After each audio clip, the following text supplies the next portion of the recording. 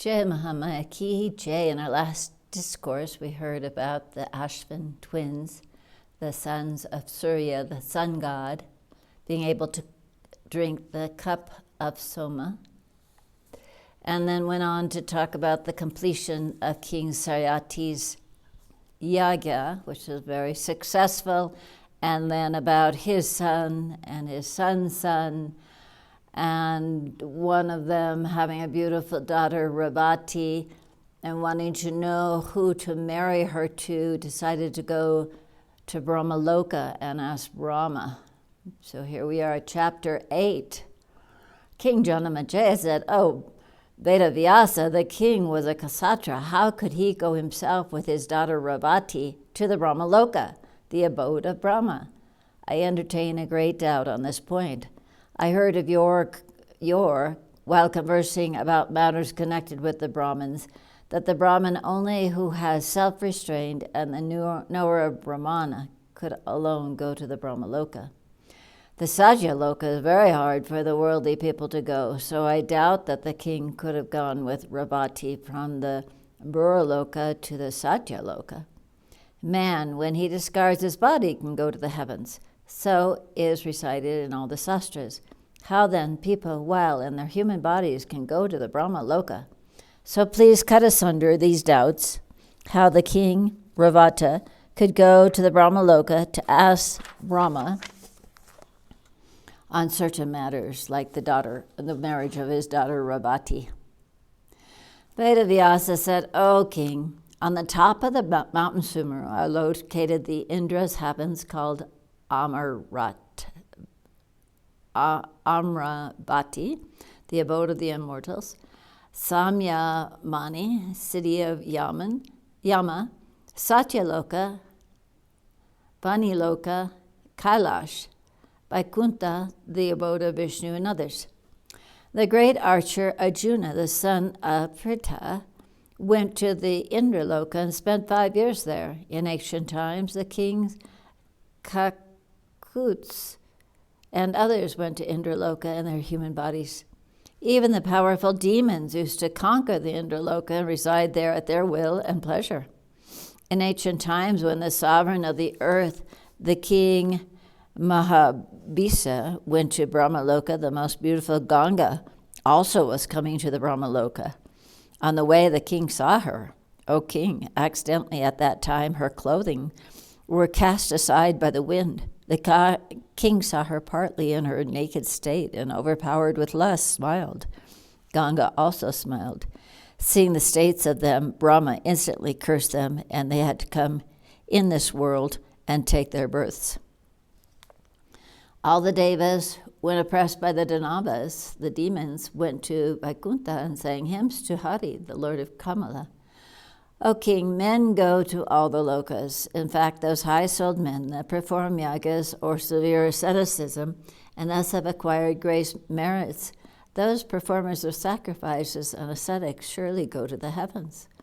O king, it is only the abundance of good merits that is the only cause of going to heavens. So you ought not to entertain any doubt on this." King Janamejaya said, "Oh, Vedavyasa, the king Revata went with his daughter Revata to Brahmaloka. But what did he do when he went there? What did Brahma order him? And to whom did the king betroth his daughter when ordered by Brahma? Oh, Vedavyasa, speak out all these things in detail to me now." Vedavyasa said, "O king, hear. When the king went to Brahmaloka to ask about the proper bridegroom of his daughter, there was going on singing and music. So he waited a while to find an opportunity when the assembly would have a leisure, but he was so pleased with the music that he could not desist from hearing it till the end. When the music was finished, the king bowed down to Brahma and showed him his daughter and informed him of his intentions. The king said, "O Deva, this good daughter is mine. How kindly say you, who shall she be her bridegroom? O Brahma, to whom shall I betroth my daughter? I have come to ask you on this point. I have searched for many princes and seen also a good many of them, and none of them are to my liking, so my mind is not at rest, O Lord of the Devas. Therefore I have come to you."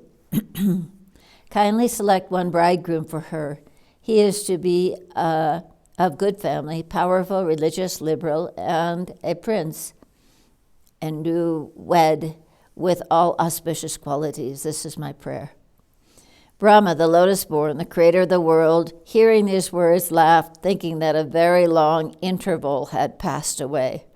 Brahma said, O king, the princes that youth brought would become the bridegroom of your daughters have all died. Their sons and grandsons and their friends even have all passed away.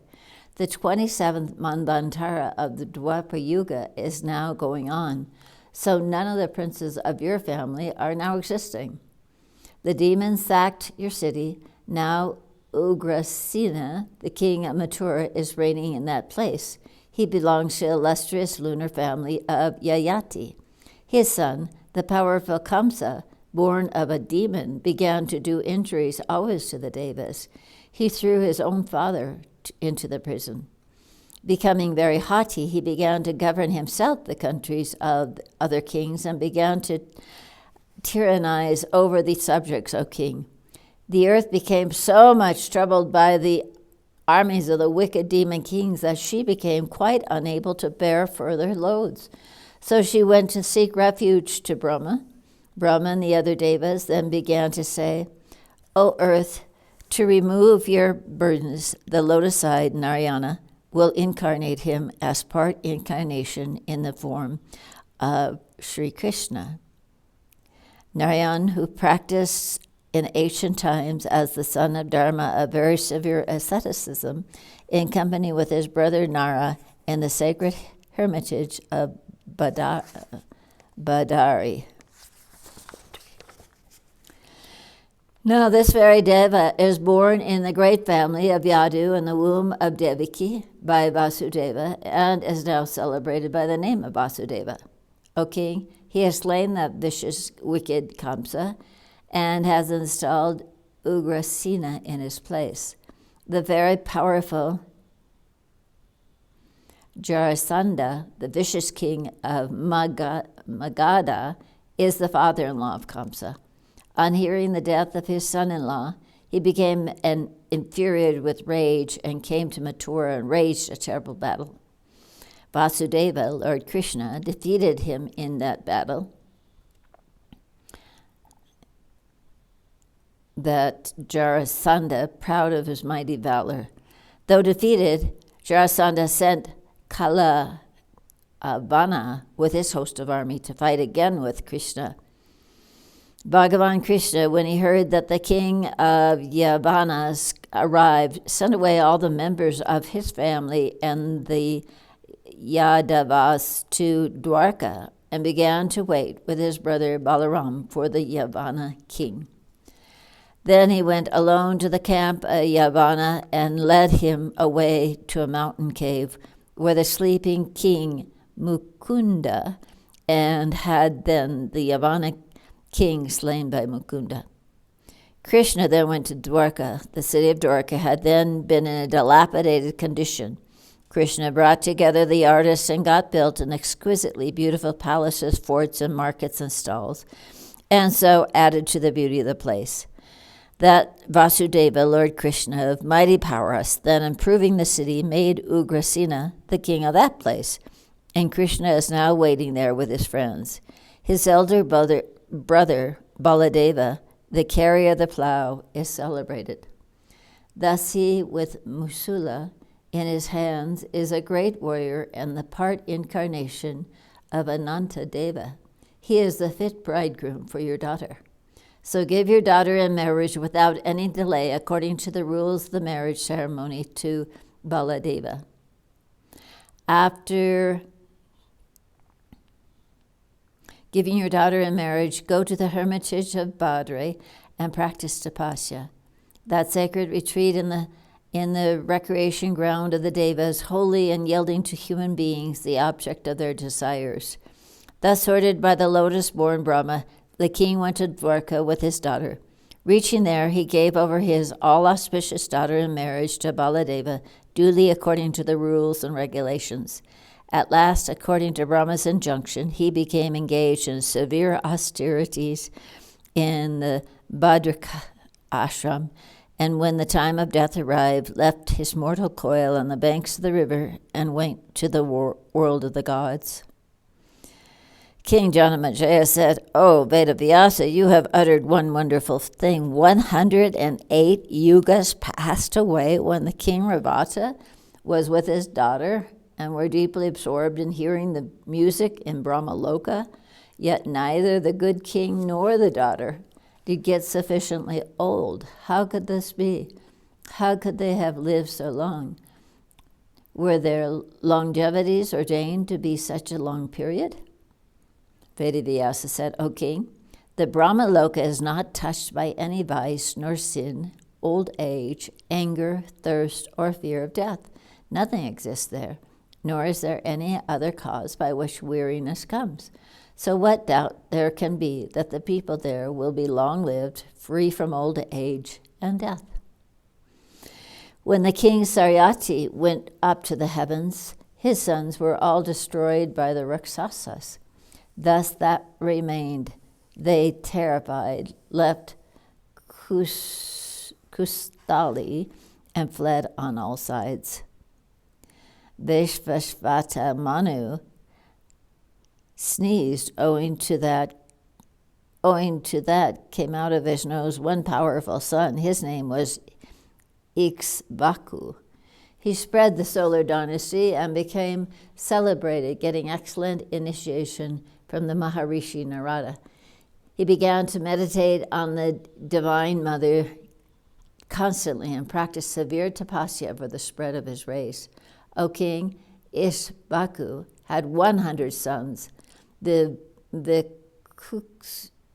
Kuksi was the eldest. He was powerful and had great strength. Ikshvaku became king and lived in Ayodhya. He sent his 50 sons, the powerful Sakuni and others, to the eastern province for governing those countries. That high-souled monarch sent also other 8 sons to govern the countries in south and the west, O king. He kept the remaining 2 sons by his side for his own service. Here ends the 8th chapter, the 7th book, on the story of the king Revata and the spread of the solar dynasty in the Mahapuranam, Srimad, Devi Bhagavatam, of 18,000 verses by Maharishi Vedavyasa. Jai Mahamaya ki jai, Bole Baba ki jai.